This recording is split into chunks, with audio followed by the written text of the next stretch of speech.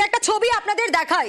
Hearing এর প্রতিবাদে rail অবরোধ। এই ছবিটা দেখছেন বর্ধমান স্টেশন। সেখানে রীতিমতো উত্তেজনার পরিস্থিতি তৈরি হয়। একেবারে রেল লাইনে শুয়ে হিয়ারিং এর প্রতিবাদ, জাতীয় পতাকা হাতে রেল অবরোধ। দেখুন, দেখাচ্ছি সেই ছবি।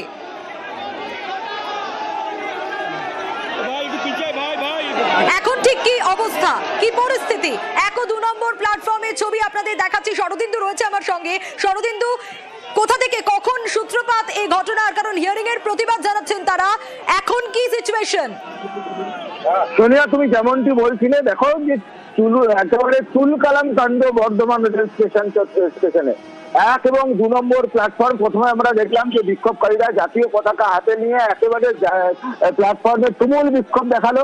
এরপরে তারা রেল লাইনে নেমে পড়ে এবং রেল লাইনে নেমে পড়ে তারা অবরোধ সৃষ্টি করে।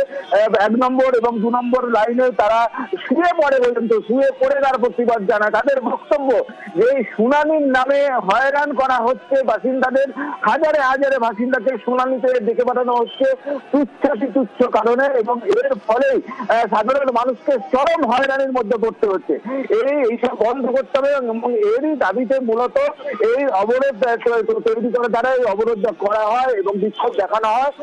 এরপর আরপিএফ এবং জিআরপির মধ্যস্থতায় এই অবরোধ করে এক উঠে যায়। তারপরে স্টেশনের বাইরে বিক্ষোভ দেখানো হচ্ছে সাধারণ মানুষের তরফে। তারা রাজনৈতিক কোনো পরিচয় সামনে আনছেন না, তারা জাতীয় পতাকা হাতে নিয়ে বিক্ষোভে সামিল হয়েছেন এবং রেল পুলিশ এবং সঙ্গে থাকো। বিক্ষোভকারীরা কি বলছেন দেখি, তাদের কাছ থেকে শুনি।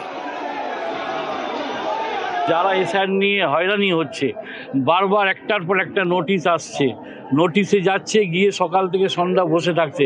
সেই সমস্ত মানুষ যারা হয়রান হয়েছে, সেই সমস্ত সাধারণ মানুষ আজকে কেন্দ্র সরকারের যে সেখানে এসে তারা আন্দোলন করতে এসেছিল। সেই কারণে কি রেল অবরোধ হচ্ছে? সেই কারণেই তারা এখানে প্রতিবাদ করতে এসেছে।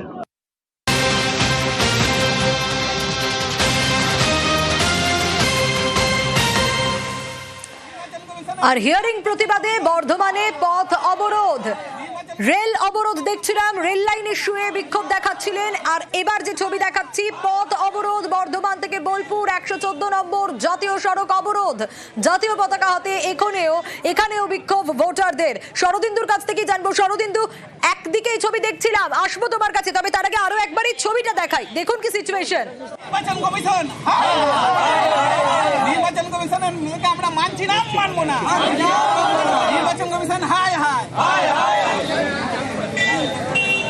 এখন ঠিক কি অবস্থা? এই অবরোধ কি এখনো পর্যন্ত চলছে নাকি উঠে গেছে? আরো বিস্তারিত জানাতে পারবে শরদিন্দু রয়েছে আমার সঙ্গে। শরদিন্দু, দেখো, বর্ধমান বোলপুর 114 নম্বর জাতীয় সড়কের পূর্ব বর্ধমানের আউসগ্রাম ব্লকের বিল্লগ্রাম অঞ্চলের বড়া চৌমাথা মোড়ে জাতীয় সড়ক অবরোধ করা হয় এবং এই অবরোধে অংশ নেন ভাতার ব্লকের সাহেবগঞ্জ 2 অঞ্চলের ঘোলদা, আইমাপাড়া সহ সংখ্যালঘু অধ্যুষিত একাধিক গ্রামের বাসিন্দারা। 1 ঘন্টার উপর অবরোধ চলে এবং এই যে অবরোধ, জাতীয় সড়ক অবরোধের ফলে দুদিকে ব্যাপক যানজটের সৃষ্টি হয়, বহু যাত্রী আটকে পড়ে। ঘন্টাখানেক অবরোধ চলে। গ্রামবাসীদের বক্তব্য যে একদম তুচ্ছ কারণে তাদেরকে ডেকে পাঠানো হচ্ছে শুনানিতে এবং হাজারে হাজারে বাসিন্দাকে শুনানিতে ডাকা হচ্ছে। এরই প্রতিবাদে এই যে হয়রান করা হচ্ছে তাদের, এই অভিযোগ তুলেই তারা অবরোধে সামিল হন এবং তারা বলছেন তারা আতঙ্কিত। তাদের নাম ভোটার লিস্ট থেকে বাদ দেওয়ার একটা অভিপ্রায় নিয়ে এই অবরোধ এই শুনানিতে ডাকা হচ্ছে।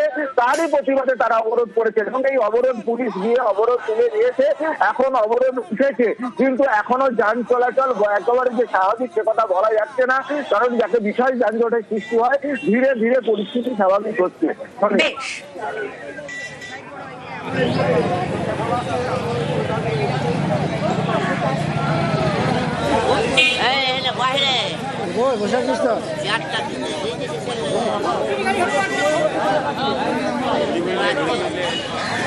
নির্বাচন কমিশন এসআইআর এর নামে বৈধ ভোটারদেরকে বেছে বেছে সংখ্যালঘু গ্রামকে টার্গেট করে তারা বিজেপির দালালিগিরি করছে। দেখে দেখে বৈধ ভোটারদেরকে অল্প সামান্য কিছু ত্রুটি কারণে 22 কিলোমিটার 20 কিলোমিটার দূরে তাদেরকে হিয়ারিং এ ডাকছে। আমাদের এই দাবি, বৈধ যারা ভোটার বৈধ, তাদেরকে কেন হেনস্থা করা হবে? আর আমাদের যেহেতু 22 কিলোমিটার দূরে যেতে হচ্ছে, সেটা যেন আমাদের পঞ্চায়েতে সেখানে করা হয়।